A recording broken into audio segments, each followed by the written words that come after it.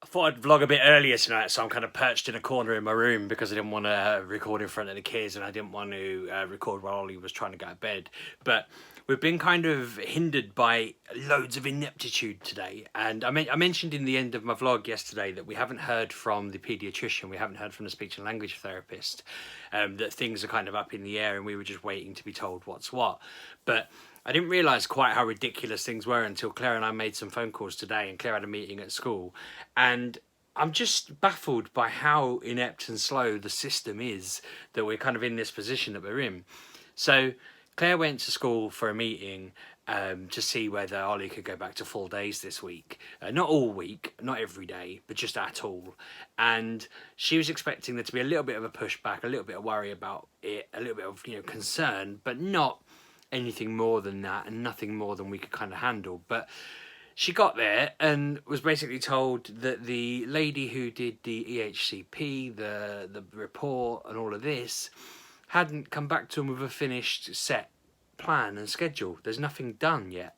What they've been told they're offering them and giving them is there, but because of the school holidays, she hasn't gone and decided that he's going to that school. She's apparently got to go and ask local schools whether they can meet the offering and whatnot.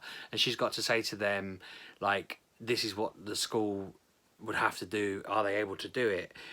His school have said they can and they will, but all the local schools haven't responded. And I guess that makes sense because they've been off. But that's held up the whole thing. Even though she knows and we know and they know that we want him to go there, they've still got to go and ask all these other schools. And Claire kind of said, well, can't you just assume that you're getting the funding in the meantime? And they said, not until it's written down that it's going to them, because it's unlikely, but there could be some wonky rule where they say he has to go to the school next door, which would just be silly. It wouldn't really, it'd be absolutely pointless to do that. They're holding off. They still believe he's going to go with them and they're happy with that, but until it's set in stone, they can't do anything. They can't hire someone in, which is reassuring in one way, because we've got the note today to say, okay, that means they're looking to hire someone in to cover him and to do the one-to-one with him and stuff like that, which is amazing, because that's what they told us they weren't doing last term. But on the other hand, it means that, bless him, he really wants to stay in all day because he's loving his new class and he's really happy, and he's doing everything we want him to do. He's got a certificate today for brilliant behaviour. He got loads of points today for great reading. We got a note yesterday that I mentioned on the vlog saying how amazing he's done last week. It's like been absolutely outstanding. We keep saying to him, just keep it up, you're doing a great job, reassuring him. He keeps asking when he can go back full time. And I'm really nervous now because, bless him, he's done a great job, and all he wants is his part of the other side of the bargain. You're allowed to stay here at lunchtime and go beyond that to full-time education, and he's not getting it. And I don't really know what to do, because I don't want to be all like, right, no, you're taking him back, that's it, we don't accept this anymore. But and I don't want to force him in, obviously, too early. Claire's having a chat with him about potentially him staying for lunchtime on Friday if the week's gone smoothly, because obviously this is a full 5 days, and maybe easing him in that way while we sort out the mess. But we don't know how long that's going to take now, so we're a little bit like at a loss, thinking we were sorted and we were just going back to full-time being in. His teacher seems to be happy with having him in more. She's just obviously conscious that we need to ease him, and it's like putting a house of cards together, I guess. But he's been outstanding and I'm really proud of him, and it's just frustrating thinking the system may end up undermining that, because if he starts getting really upset about coming home and it starts causing problems, and then he starts getting in a spiral and that starts getting worse and worse and worse, then it could undermine what's actually been an outstanding week, and that's the worry we have. To make things more frustrating on top of that, I rang the speech and language therapist to say, we haven't had the report back from you yet, what's going on? And they said to me, well, we sent it to the paediatrician, they need it, you can have it, but you don't particularly need it. And I thought, fair enough, but I need to ring the paediatrician because we've not heard from them either. So I asked them if they could send me the report, because I want to read it, I want to know what's going on, I want to know where things are. I mentioned before, they've told us he's behind in some bits and ahead in other bits, and I really want to know what those bits are so we can try and help him with the bits he's behind in, which I know he's writing mainly, but also to nurture the bits that he's ahead in so that he continues to be ahead in them, because that's a great advantage he can have, hopefully, from it. And they've not delivered that. So anyway, I rang the paediatrician to say what's going on, where are we. It took about 5 attempts to get through to the right department in the hospital, which is frustrating in itself because the system's just a bit of a mess. The lady on the switchboard kept putting me through, and then it kept just ringing out. And then when I rang her and told her this, she was like, "Oh, I'll try another number," and that went straight through. So I was like, "You're trying the wrong number like 4 times."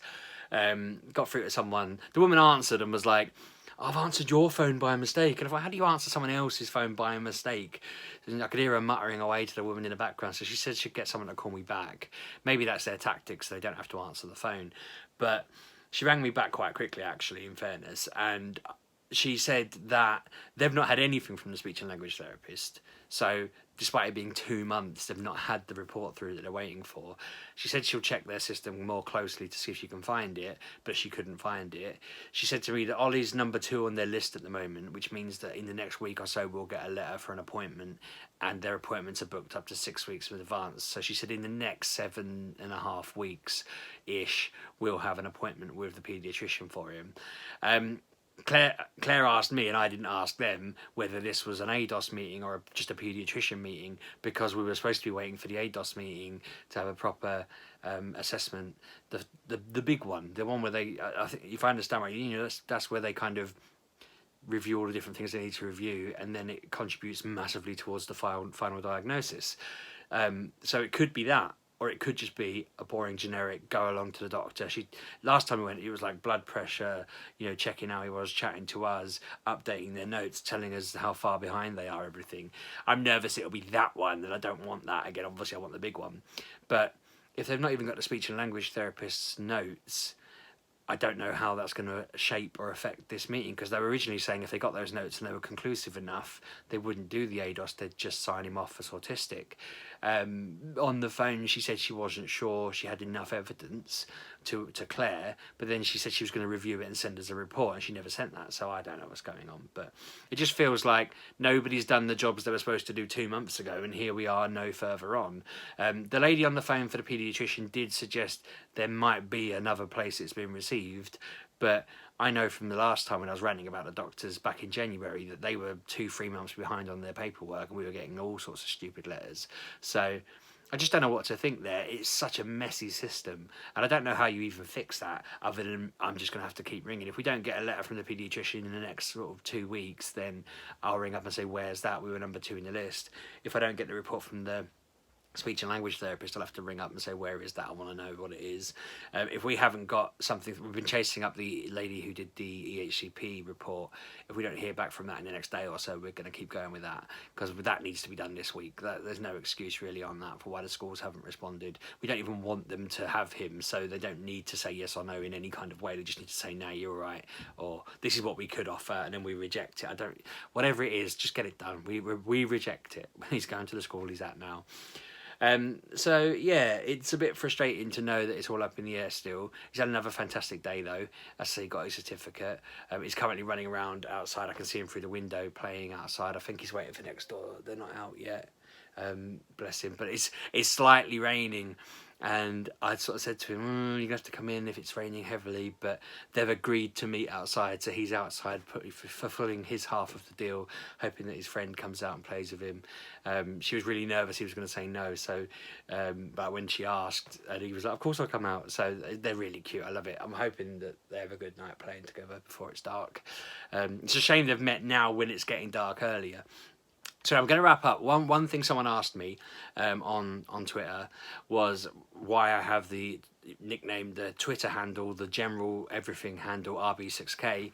They asked me if I could answer that question. It's not long enough to do a whole vlog on it, although they did suggest I do some vlogs from growing up, funny stories or whatever, which I can look at another time. But RB6K is basically, funnily enough, born slightly out of playing Final Fantasy, because when that was coming out, in the hype of that, I think I had the lame username of something like Zell2K, because he was a character in the game and I liked him, and then he turned out to be a bit of a dweeb, and then he did the name change, and I wanted RB2K because it was the turn of the millennium, and everyone was putting 2000 in their names because 2000 was like a cool, whoa, it's the millennium, it's 1999, whatever, 2000. I'm suddenly thinking this. I'm sure this adds up, right? I'm sure it was that way round that I didn't use the Zell name before, but I needed a new username one way or another. Whatever I was using, I wanted RB2K. That's definitely, that bit's true, and it had been taken, and I was like, God damn it! So I tried RB3K, and that had been taken, and then I thought, I'm gonna have this problem for the rest of time. I'm just gonna put RB6K, and then that at least sorts me for the next 5,999 years, which I know sounds a bit irrational because I'm only gonna live like 100 of them, but I just thought, that'll work. No one will have picked 6K because we're nowhere near that year, and that stuck. It's also just really, really short, so it means when someone says what's your email address on like BT or Sky or whatever, and I say rb6k at whatever.com, they're like, cool, okay, that's done, that's nice and easy. It means that I'm always filled in. Like Claire's is a full like first initial, second initial, maiden name at whatever, and you know, all sorts of long username. My mate had a really long one that was like 10 words long, and mine's just 4 letters, job done, easy on Twitter, easy on every site. It's never usually taken, although sometimes people try and take it to wind me up, which is frustrating. On most social media, that's the username I've gone by because it's just easy to type and easy to remember, and yeah, it's just followed me around because it's just easy to know that's me. I don't use it on anything where I don't want to be known on it, obviously. So there's no weird. Not that I'm not on any kind of really ridiculous websites that I'd be ashamed of. I didn't mean it like that. But if it was like, I don't know, something official or work related, I'm not going to put RB6K because then it would tie to all my personal stuff. You know, so like, I don't think you can even brand LinkedIn, but if you could, it wouldn't be RB6K. It would just be something more official. Yeah, that makes sense. So anyway, that is the story behind that. Thanks for asking. Any more random questions, I'm more than happy to round off videos with answers for them. But yeah, that's your lot. I'm going to wrap up here. I'm a bit frustrated with the system. If you've got any recommendations on what we can do, let me know. I kind of hoped we were going to be talking about how we was going to go back on Friday full days or Thursday or whatever. I still think we'll be done within the next week or so, hopefully. I reckon by the next sort of 2-3 weeks he'll be back full time, and I've got a good feeling, touch wood, that it'll go well. I just feel really positive at the moment with it, and that's good, so fingers crossed. Yeah, well done Ollie. Anyway, thanks for watching. Subscribe, like, comment, all that stuff, and I'll catch up with you tomorrow. Cheers.